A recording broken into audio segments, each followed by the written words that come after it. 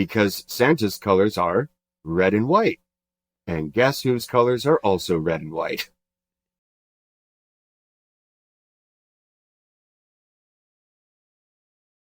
So when did Christmas become Christmas, like we kind of think of it today? If you mean like the full tree and Santa Claus, that wouldn't be until the 1800s. The Christmas tree goes back to the Middle Ages, and the celebration of Christmas goes back to the 300s, celebrating, the nativity of Jesus Christ. So we've been celebrating it for a very long time, but we've certainly added a lot of customs along the way. If I were to kind of go back in a time machine from right now, 2024, when would I be like, oh, this Christmas looks like my Christmas? I would say actually probably around the Civil War, because you had both the Christmas tree and Santa Claus by that time. And you also had that kind of sentimentality, warm feelings that was actually promoted by the North during the Civil War to sort of counteract the doldrums and the depression of the war. Can you kind of trace these changes back to one person? Probably the biggest influence was, Clement Moore, the author of "'Twas the Night Before Christmas." He's the one who made Santa, come down the chimney, have 8 tiny reindeer. Rudolph was added only in 1939, thanks to a poem by a guy who worked at Montgomery Ward. So yeah, Clement Moore would be the big guy. He would be the kind of one. The other changes that around it, though, were those kind of like societal shifts that, like, we just kind of edged away at this, so to speak. Honestly, I would say it was probably 3 New York City authors plus an artist named Thomas Nast, who was one of the first people to draw pictures of Santa Claus. And his version is still the version that sticks in our mind. When would you kind of looking at it, when would you say commercialization hit? Early 20th century. Vendors realized, oh, we're giving gifts now? We'll buy our stuff in order to give gifts. And another big influence for commercialization was Coca-Cola. If you remember those ads they had from the early 20th century, they loved showing Santa with a bottle of Coke because Santa's colors are red and white. And guess whose colors are also red and white? So how does Santa get involved? Santa was invented in New York City. There had been a custom of St. Nicholas giving gifts to children on his feast day, which is December 6th. And that custom was in New York City because of the Dutch. The Dutch had a very deep devotion to St. Nicholas, and they were the ones, of course, who founded the city. It was New Amsterdam. When the English took over, the Dutch continued this custom. And the English kids started to get jealous because every December 6th, the Dutch kids were getting presents and the English kids weren't.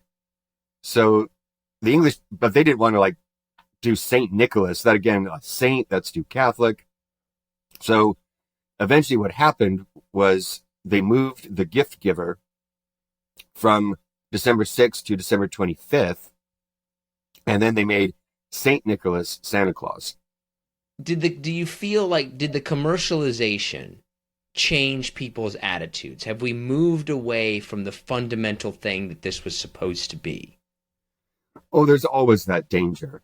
And what's interesting is that this is not a new worry. As soon as things got more commercialized in the early 20th century, you already had editorials worrying that the season was getting too commercial. So the worries about commercialization are as old as commercialization itself. And of course it's a genuine worry, but maybe if we keep worrying about it, it won't turn into a bigger danger. Has Santa gone through changes, or has Santa always kind of been Santa? Besides the transformation from St. Nicholas into Santa, the big transformation is when you read Clement Moore's poem, "'Twas the Night Before Christmas," Santa is not an employer of elves. Santa is an elf. He's called a right jolly old elf. And if you look at the earliest pictures of Santa, he is small. He's no bigger than, he was dwarf-sized. And remember, 8 tiny reindeer, according to Clement Moore. So everything was in miniature. So that's the way it started in 1803. But if you look at all the pictures of Santa in the 19th century, by the time you get to the end of the 19th century, he has achieved full human stature. How did the tree make it in? A lot of people will tell you that it was baptizing a pagan custom of the Yule tree in Germany. But what is interesting is that that is not true. We actually know for a fact that it is 100% Christian. The Christmas tree is actually the paradise tree, which is the tree, it's a combined tree of the 2 trees from the Garden of Eden, the tree of the knowledge of good and evil and the tree of life.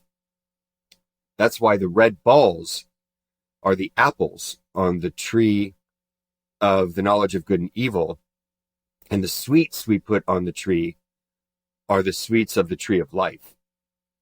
The tree was put up on Christmas Eve because that's the unofficial feast of Adam and Eve. And we commemorate Adam and Eve on December 24th to remind us why Jesus becomes man and is born on December 25th. It's to save us from the sin of Adam. And so the tree has everything to do with these Christian beliefs. Has it always been December 25th, or has that evolved over time? In the West, the Latin-speaking West, December 25th was always the day for celebrating Christmas. In the Greek-speaking East, they celebrated Christmas and Epiphany at the same time on January 6th. But then they eventually followed the Roman custom and moved the birth of Jesus to December 25th and then kept the Epiphany at January 6th. What do you know why they moved it? Like, the thing that I've always heard is that December 25th was originally a pagan holiday, but that's the kind of thing that, like, okay, I've never actually like looked this up in any way. Well, it gets really complicated. So here's what we know. The Romans celebrated a feast of the unconquered sun, S-U-N, sometime in the 300s. And then 40 years later, Christians started celebrating December 25th as the birth of the Son of God, S-O-N. So the theory was, oh, well, they were just co-opting a pagan holiday. Here's the problem with that theory. Another 40 years before the Romans instituted that feast, we have written evidence that Christians in Rome believed that Jesus was born on December 25th. They didn't celebrate it as a feast then, but we know they thought he was born on December 25th before the Romans instituted that pagan feast.